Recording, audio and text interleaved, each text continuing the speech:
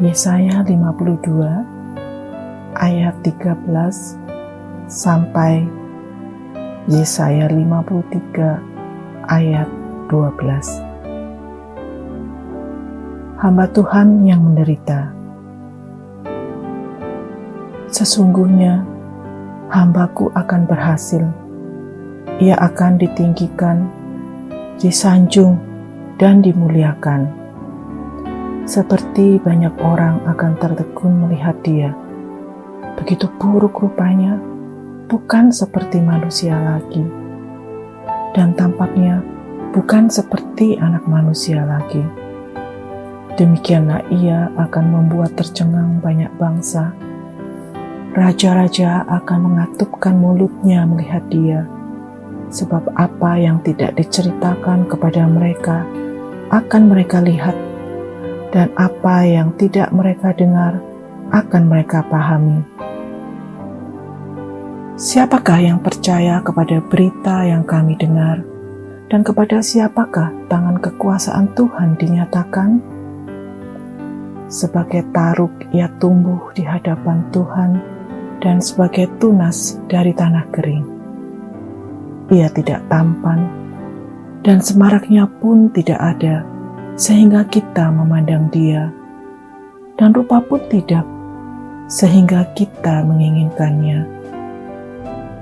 Ia dihina dan dihindari orang, seorang yang penuh kesengsaraan dan yang biasa menderita kesakitan. Ia sangat dihina, sehingga orang menutup mukanya terhadap dia, dan bagi kita pun dia tidak masuk hitungan. Tetapi sesungguhnya penyakit kitalah yang ditanggungnya, dan kesengsaraan kita yang dipikulnya. Padahal kita mengira dia kena tulah, dipukul, dan ditindas Allah. Tetapi dia tertikam oleh karena pemberontakan kita. Dia diremukkan oleh karena kejahatan kita. Ganjaran yang mendatangkan keselamatan bagi kita ditimpakan kepadanya, dan oleh bilur-bilurnya kita menjadi sembuh. Kita sekalian sesat seperti domba. Masing-masing kita mengambil jalannya sendiri, tetapi Tuhan telah menimpakan kepadanya kejahatan kita sekalian. Dia dianiaya, tetapi dia membiarkan diri ditindas dan tidak membuka mulutnya, seperti anak domba yang dibawa ke pembantaian, seperti induk domba yang keluh di depan orang-orang yang menggunting bulunya. Ia tidak membuka mulutnya.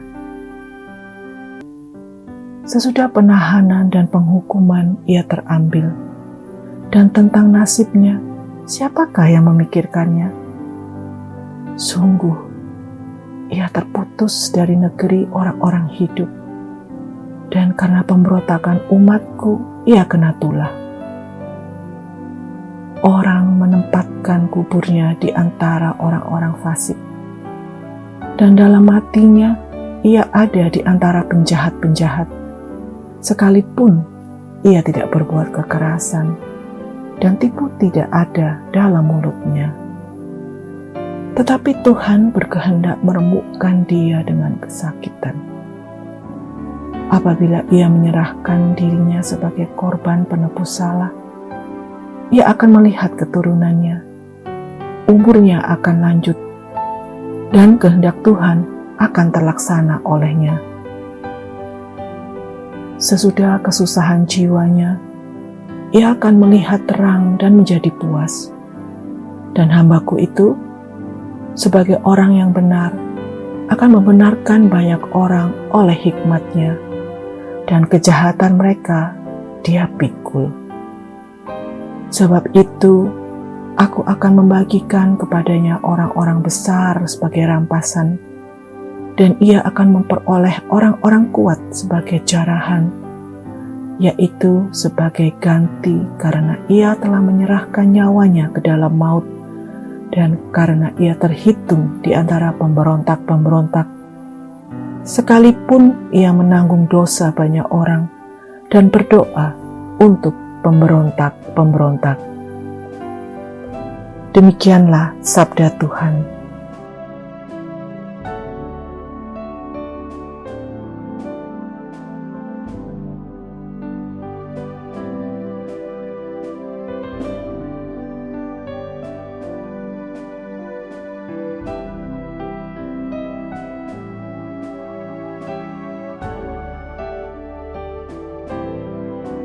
Allahku, mengapa kau tinggalkan aku?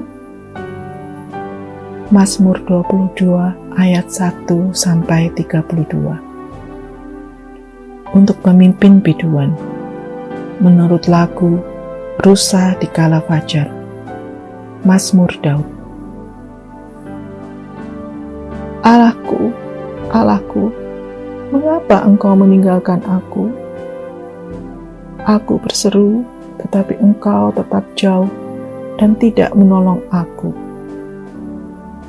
Allahku, aku berseru-seru pada waktu siang, tetapi engkau tidak menjawab. Dan pada waktu malam, tetapi tidak juga aku tenang. Padahal engkaulah yang kudus, yang bersemayam di atas puji-pujian orang Israel. Kepadamu nenek moyang kami percaya. Mereka percaya dan engkau meluputkan mereka. Kepadamu mereka berseru-seru dan mereka terluput. Kepadamu mereka percaya dan mereka tidak mendapat malu. Tetapi aku ini ulat dan bukan orang, cela bagi manusia, dihina oleh orang banyak. Semua yang melihat aku mengolok-olok aku. Mereka mencibirkan bibirnya, menggelengkan kepalanya. Ia menyerah kepada Tuhan. Biarlah Dia yang meluputkannya. Biarlah Dia yang melepaskannya. Bukankah Dia berkenan kepadanya? Ya, Engkau yang mengeluarkan aku dari kandungan. Engkau yang membuat aku aman pada dada ibuku. Kepadamu aku diserahkan sejak aku lahir, sejak dalam kandungan ibuku. Engkaulah Allahku. Janganlah jauh daripadaku, sebab kesusahan telah dekat dan tidak ada yang menolong. Banyak lembu jantan mengerumuni aku. Banteng-banteng dari Basan mengepung aku. Mereka mengangangkan mulutnya terhadap aku, seperti singa yang menerkam dan mengaum. Seperti air aku tercurah, dan segala tulangku terlepas dari sendinya. Hatiku menjadi seperti lilin, hancur luluh di dalam dadaku. Kekuatanku kering seperti beling. Lidahku melekat pada langit-langit mulutku, dan dalam debu maut kau letakkan aku. Sebab anjing-anjing mengerumuni aku, gerombolan penjahat mengepung aku, mereka menusuk tangan dan kakiku. Segala tulangku dapat kuhitung, mereka menonton. Mereka memandangi aku. Mereka membagi-bagi pakaianku di antara mereka, dan mereka membuang undi atas jubahku. Tapi Engkau, Tuhan, janganlah jauh.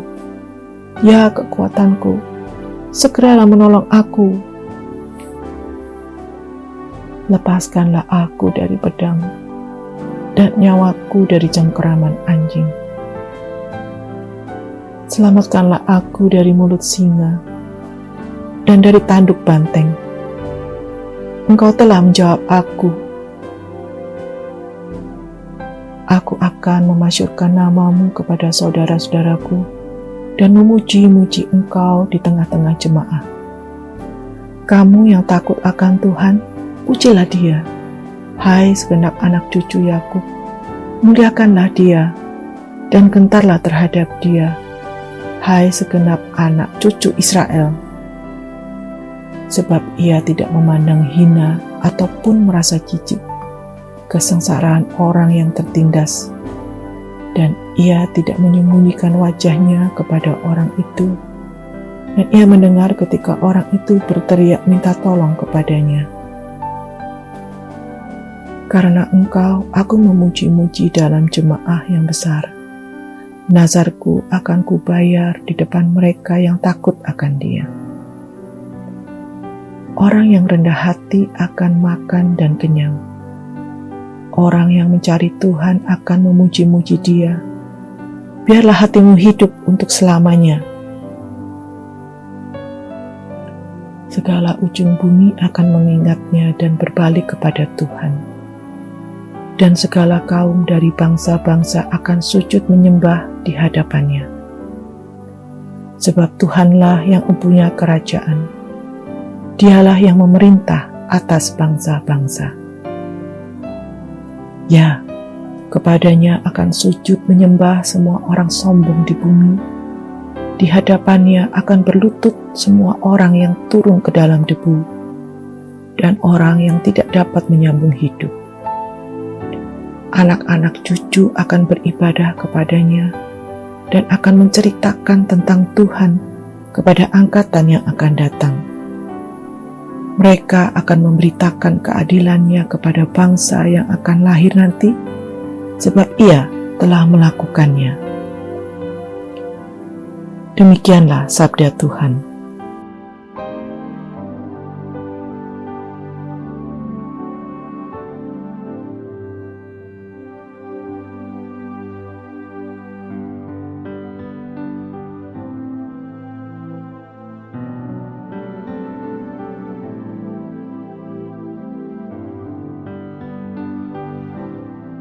Ibrani 10 ayat 16 sampai dengan 25. Sebab setelah Ia berfirman, inilah perjanjian yang akan kuadakan dengan mereka.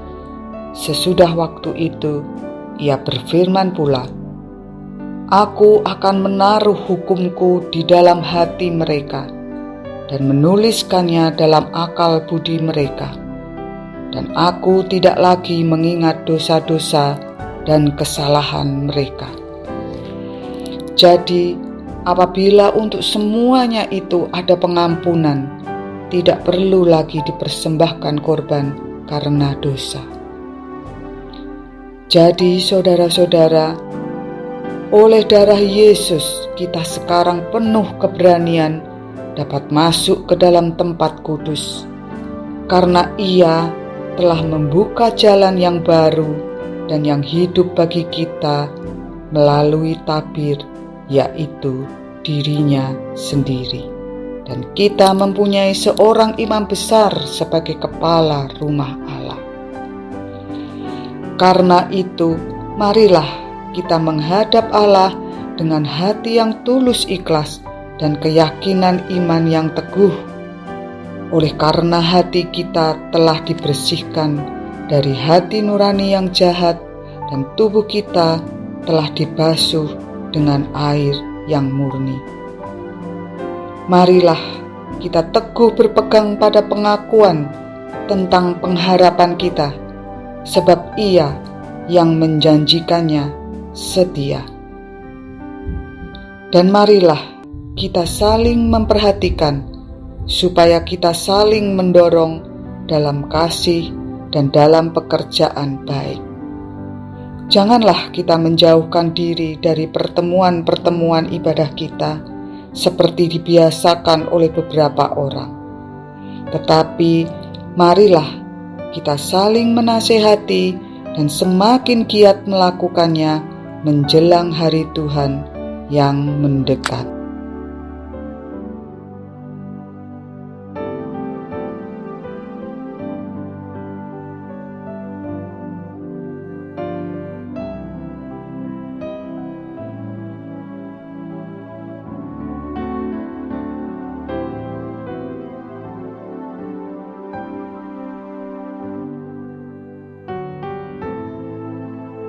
Yohanes 19 ayat 16 sampai dengan 37. Akhirnya Pilatus menyerahkan Yesus kepada mereka untuk disalibkan. Mereka menerima Yesus. Sambil memikul salibnya, ia pergi keluar ke tempat yang bernama tempat tengkorak, dalam bahasa Ibrani Golgota. Dan di situ ia disalibkan mereka, dan bersama-sama dengan dia disalibkan juga dua orang lain, sebelah menyebelah, Yesus di tengah-tengah. Dan Pilatus menyuruh memasang juga tulisan di atas kayu salib itu, bunyinya, Yesus orang Nazaret, Raja orang Yahudi. Banyak orang Yahudi yang membaca tulisan itu, sebab tempat di mana Yesus disalibkan letaknya dekat kota, dan kata-kata itu tertulis dalam bahasa Ibrani, bahasa Latin, dan bahasa Yunani. Maka kata imam-imam kepala orang Yahudi kepada Pilatus, "Jangan engkau menulis raja orang Yahudi, tetapi bahwa ia mengatakan, 'Aku adalah raja orang Yahudi.'" Jawab Pilatus, "Apa yang kutulis tetap tertulis." Sesudah prajurit-prajurit itu menyalibkan Yesus, mereka mengambil pakaiannya, lalu membaginya menjadi 4 bagian, untuk tiap-tiap prajurit 1 bagian, dan jubahnya juga mereka ambil. Jubah itu tidak berjahit dari atas ke bawah, hanya 1 tenunan saja. Karena itu mereka berkata seorang kepada yang lain, "Janganlah kita membaginya menjadi beberapa potong, tetapi baiklah kita membuang undi untuk menentukan siapa yang mendapatnya. Demikianlah hendaknya supaya genaplah yang ada tertulis dalam kitab suci. Mereka membagi-bagi pakaianku di antara mereka, dan mereka membuang undi atas jubahku." Hal itu telah dilakukan prajurit-prajurit itu. Dan dekat salib Yesus berdiri ibunya dan saudara ibunya, Maria, istri Klopas, dan Maria Magdalena. Ketika Yesus melihat ibunya dan murid yang dikasihinya di sampingnya, berkatalah ia kepada ibunya, "Ibu, inilah anakmu." Kemudian katanya kepada murid-muridnya, "Inilah ibumu." Dan sejak saat itu murid itu menerima dia di dalam rumahnya. Sesudah itu, karena Yesus tahu bahwa segala sesuatu telah selesai, berkatalah ia, supaya genaplah yang ada tertulis dalam kitab suci, "Aku haus." Di situ ada suatu bekas penuh anggur asam.